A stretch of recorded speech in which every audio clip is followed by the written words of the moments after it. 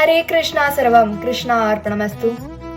ഒരിക്കല് ഒരു ഗുരു തന്റെ ശിഷ്യന്മാർക്ക് ഭഗവത്ഗീതയിലെ പത്രം പുഷ്പം ഫലം തോയം എന്നുള്ള ശ്ലോകം പഠിപ്പിച്ചു കൊടുക്കുകയായിരുന്നു. അപ്പൊ അതിൽ പറയുന്നത്, നമ്മൾ ഭഗവാന് ഭക്തിയോടെയും സ്നേഹത്തോടെയും എന്തു കൊടുത്താലും ഭഗവാൻ അത് തീർച്ചയായും സ്വീകരിക്കും. അപ്പോ അതിലൊരു ശിഷ്യന് ഒരു സംശയം തോന്നുകയാണ്. നമ്മള് ഭഗവാന് ഭക്ഷണം കൊടുക്കുമ്പോൾ നമ്മൾ എങ്ങനെയാണോ കൊടുക്കുന്നത് അതേപോലെ തന്നെ ആ പാത്രത്തില് ഇരിക്കുന്നുണ്ടോ? അപ്പൊ ശരിക്കും നമ്മൾ കൊടുക്കുന്ന ഭക്ഷണം ഭഗവാൻ സ്വീകരിക്കുന്നുണ്ടോ എന്നുള്ളൊരു സംശയം തന്റെ ശിഷ്യൻ ഗുരുവിനോട് ചോദിക്കുകയാണ്. അപ്പൊ ഗുരു ആ ശിഷ്യനോട് ആ ശ്ലോകം പഠിച്ചിട്ട് വരാൻ പറയും. അങ്ങനെ ആ ശിഷ്യൻ ആ ശ്ലോകം പഠിച്ച് ഗുരുവിനെ ചൊല്ലി കേൾപ്പിക്കും.